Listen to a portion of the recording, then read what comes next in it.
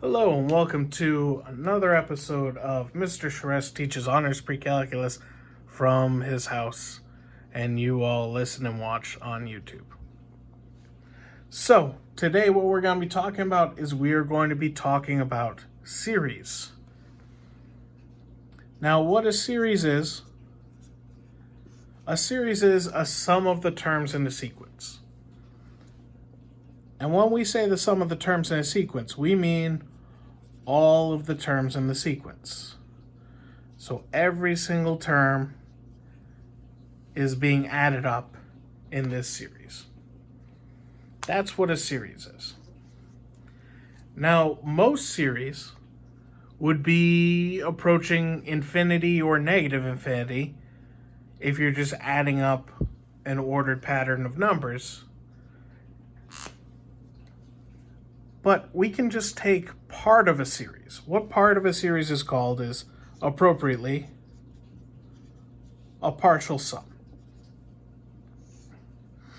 The notation for a partial sum, it's a capital S with a subscript of how many terms you're adding up.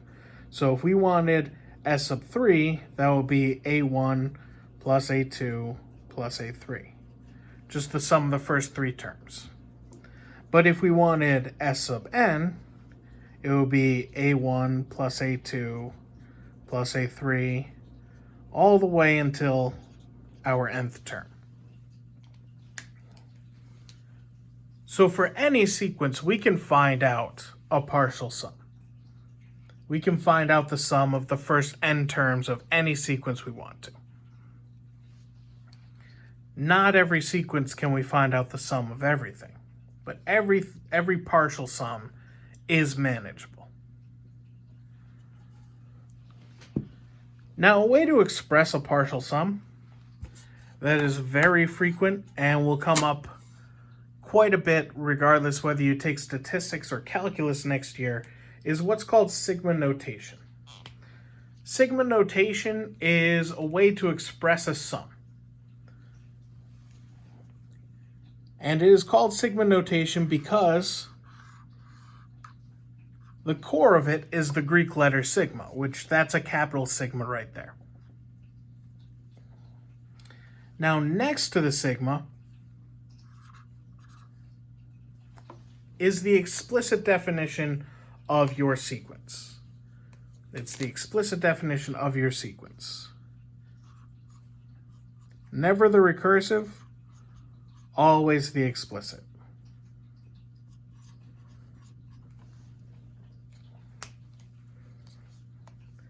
Now, that just tells us what sequence we're taking the terms and adding it up from. We don't know which terms we're doing. And that's what's going to come out here. In fact, actually, I don't want that to be n. I actually want that to be k. Right? Because underneath is going to be an expression, an equation. It's going to be a variable equals a number. That variable underneath is going to match the variable that's inside your explicit definition. And this number underneath is your starting point for the sequence.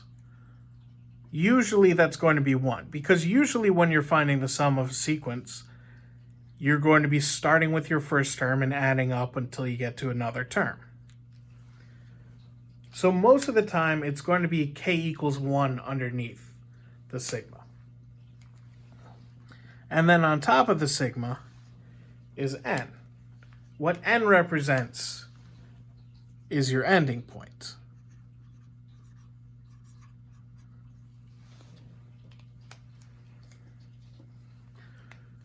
So what this sigma notation tells you is you are taking a sub n plus a sub m plus 1 all the way until you get to a sub n. So you take all the terms starting with your mth term and ending with your nth term and adding them up. So that's what sigma notation tells you. It tells you to find the sum. Anytime you see a capital sigma, your instinct should be, oh, I need to find a sum.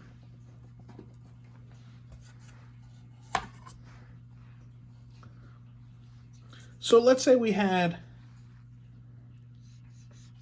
sigma of 2k squared plus 1 from k equals 3 to 6.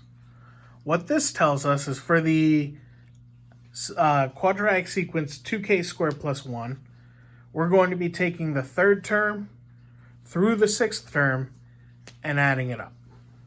So that means 2 times 3 squared plus 1 plus 2 times 4 squared plus 1 plus 2 times 5 squared plus 1 plus 2 times 6 squared plus 1. It is just telling us to evaluate that. So that's 9 times 2 is 18 plus 1 is 19. 32 plus 1 is 33. And 50 plus 1 is 51. And 72 plus 1 is 73. So these are those terms. That's the third, fourth, fifth, and sixth terms. This sigma is telling you to add from your third through your sixth term of that sequence. In this case, 1951 is 70, and then 103, so it's 106 rather, so it's 176.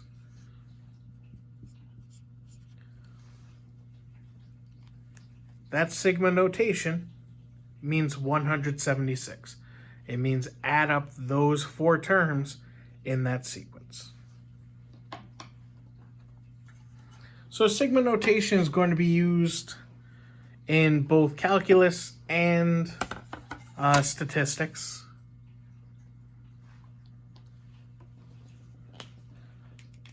But sigma notation is just a notation that means find the sum.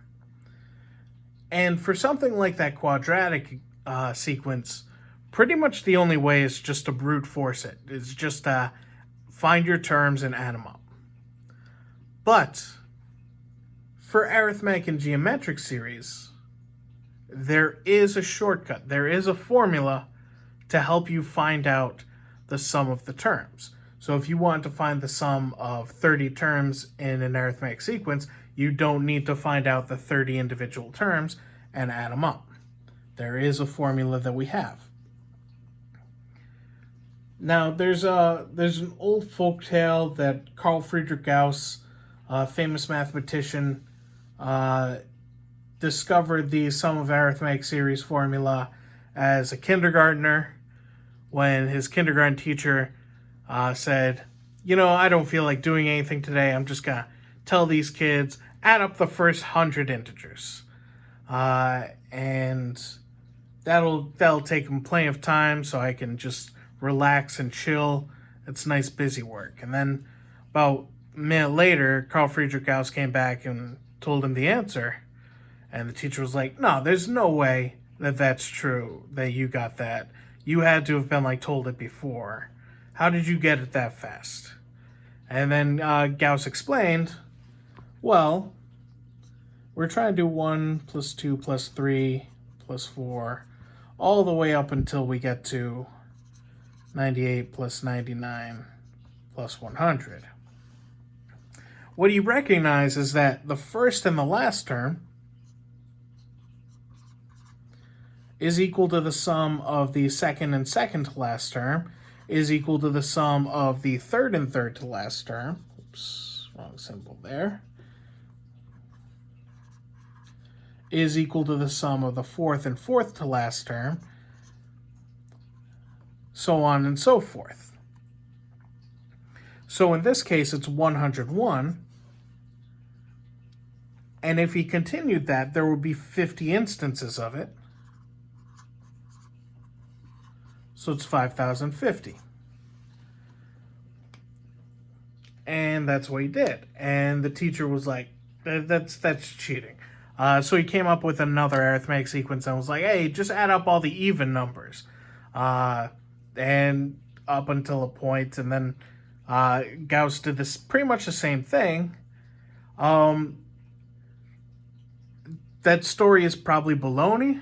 But It's just like a nice little math folk tale. But the formula has actually been around longer than Carl Friedrich Gauss. It's just probably something that someone said to... Gauss probably came up with it himself to just make himself seem really smart, which he was. I'm not taking anything away from that, but probably didn't happen like that in kindergarten. But here's how it works in general. If you are trying to find the sum of the terms of an arithmetic sequence,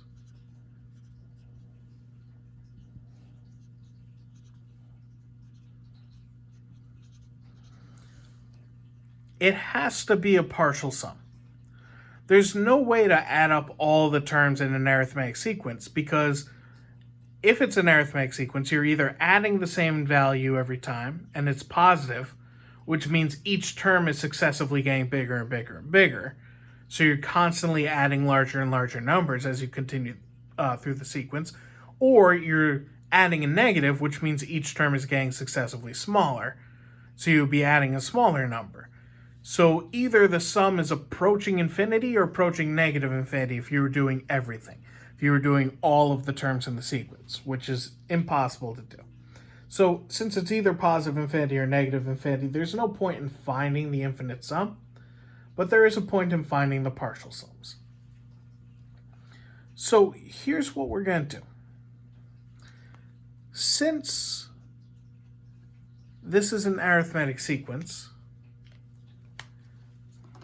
I'm going to take a side slide for a moment. You're adding up a sub 1, a sub 2, all the way up until a sub n minus 1 and a sub n. Well, a sub 1 is just a sub 1, and a sub n is just a sub n. But if you wanted a sub 2, you would take a sub 1 and you would add the common difference. Now we could treat a sub n minus 1 as a sub 1 plus a common difference, but an easier way to think of it is, if you're adding to progress this way, you would subtract a common difference from a sub n to get a sub n minus 1. So that means when you add a sub 2 and a sub n minus 1, the common differences would subtract off to 0, leaving you just the first and the last term. It will be the same thing for a sub 3 and a sub n minus 2. The same thing for a sub 4 and a sub n minus 3. So this pattern would hold true, that if you take the first and the last, it's going to be the same sum as if you took the second and second to last, third and third to last, fourth and fourth to last. So what we're going to do with this sum is we're going to take the same exact sum, except since it's addition, change the order.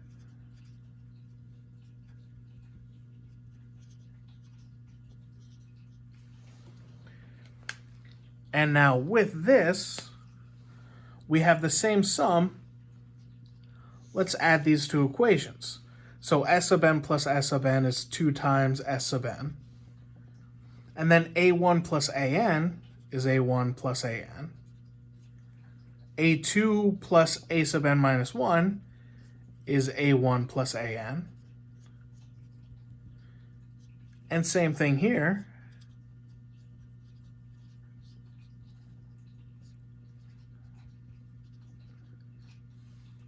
So for every term, when it's added with its counterpart, it gives us one of these sums. Well, if there's n terms, there would be n of those sums.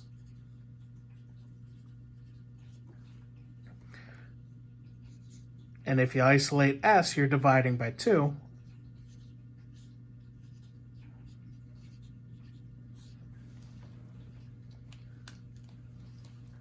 And that's basically the same thing that Gauss did.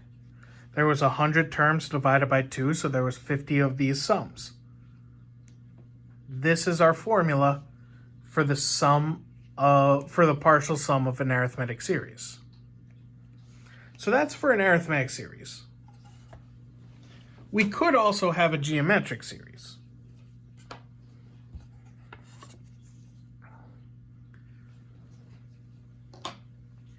Now for a geometric series, it's not going to work out that way again. It's not, we're adding, but our pattern is multiplication. So it's not like with the arithmetic series where everything is addition. Our common difference was added, our terms are being added, so everything flowed very nicely. For the sum of a finite series, it's a little bit more tricky. So for for a geometric series, it's still the same pattern. You're adding up these terms. I'll actually expand it a little bit. All right. You're adding up from your first to your nth term. Another way to express that is explicitly. So A2 is A1 times R. A3 is A1 times R squared. AN minus 1 is A1 times R to the n minus 2.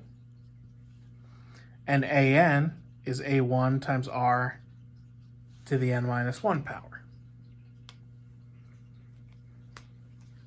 So we can express everything in terms of our explicit definition of the geometric series, of the geometric sequence rather.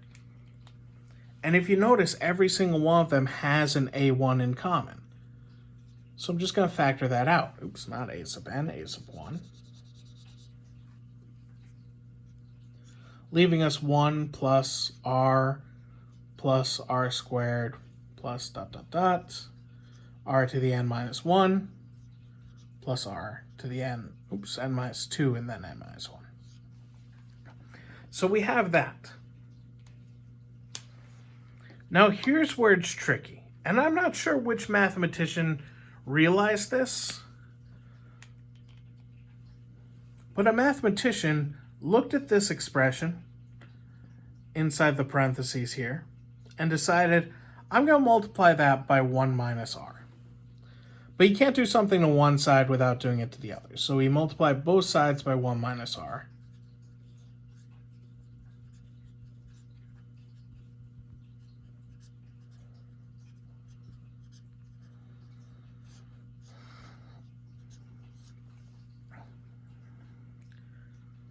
And that mathematician recognized that when you multiply through these two polynomials, that binomial by that long polynomial, the 1 times 1 is 1. But then R times 1 is 1. And then the 1 times the negative R is negative R, so those are going to subtract off to 0. R squared times 1 is R squared, but the R times negative R is negative R squared. So that's going to subtract to 0. And then we continue on all the way through. R to the n minus 2 times 1 is R to the n minus 2. And then the previous term, R to the n minus 1 times negative R, would be negative R to the n minus 2. So that's 0. R to the n minus 1 times 1 is R to the n minus 1. R to the n minus 2 times negative R is negative R to the n minus 1. So the R to the n minus 1s would divide off. And then all that's left is distributing this last term to that last term. So R to the n minus 1 times negative R is negative R to the n. So that's all that's left over when you distribute through. All the middle terms would subtract away to 0, leaving us just this. And then all that's left is to isolate S sub n. So S sub n equals A1 times 1 minus R to the n divided by 1 minus R. That's our sum formula for a finite geometric series. That gives us the partial sum of the first n terms of a geometric series.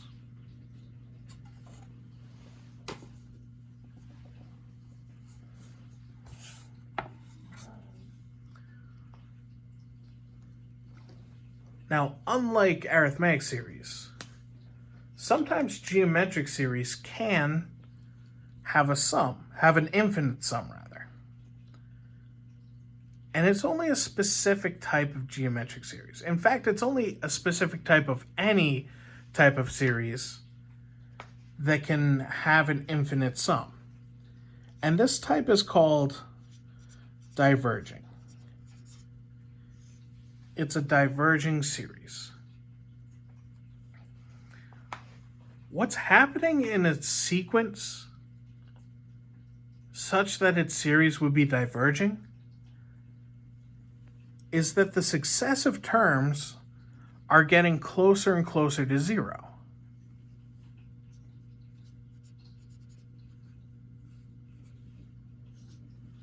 The terms are going towards zero. So that means as you're adding the later terms, it's almost like you're adding nothing.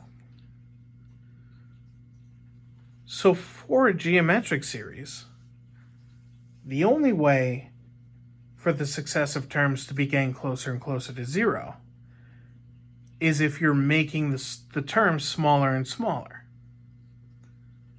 And the way to make that happen is to multiply by something less than 1.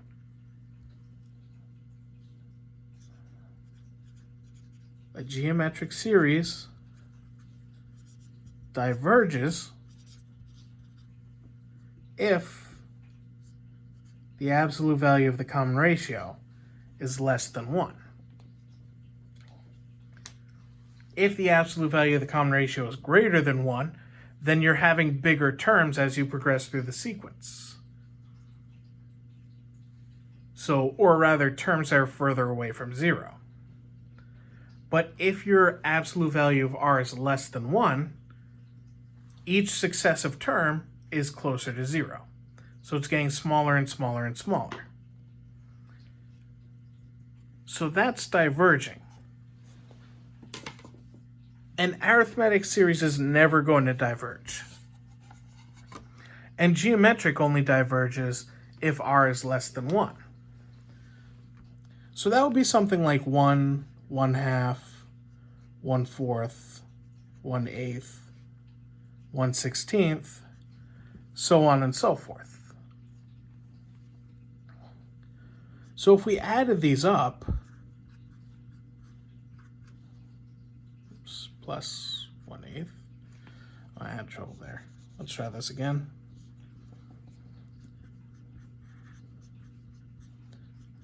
So if we were adding these terms, let's look at it on a number line.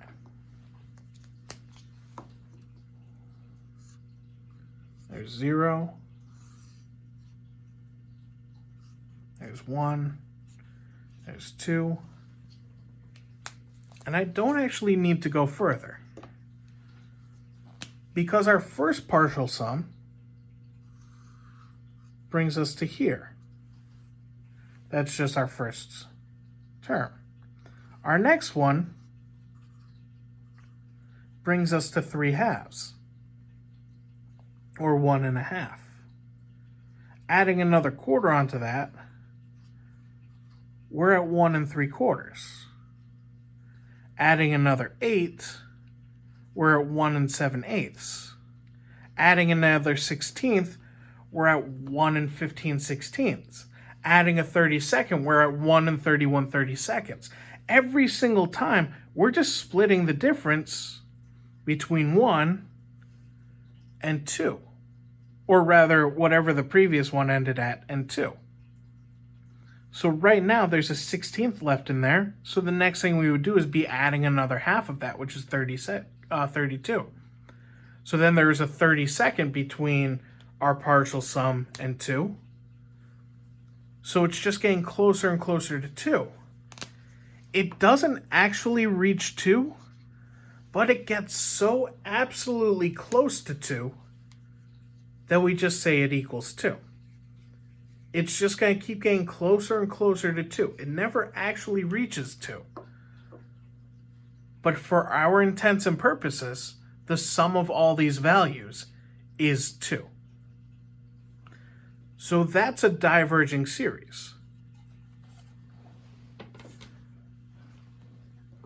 Now, it's not always going to be just between 1 and 2. It may be a little bit more tricky.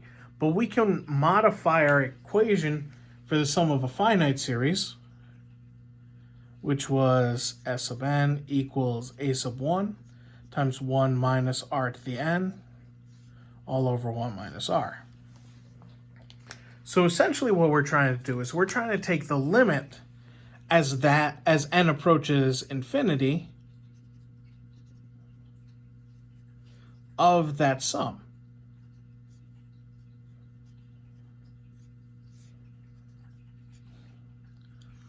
Now, if we're talking about as n approaches infinity, the a1 is not going to change. The r is not going to change in the denominator. The only thing that would affect is this r to the n term. Now, what we know about r is that the absolute value is less than 1. So multiplying by r makes it smaller and smaller and closer to 0. So what's that saying is you're multiplying by r an infinite number of times. So essentially, r to infinity, but if its absolute value is less than 1, you're making it smaller and smaller and smaller. It's essentially 0. As you progress on, r to the n as n approaches infinity is essentially 0. So it's a sub 1 times 1 minus 0 over 1 minus r, because the a sub 1 and the r don't change, and 1 is just a constant. Well, 1 minus 0 is 1. A sub 1 times 1 is a sub 1, 1 minus r. So an infinite sum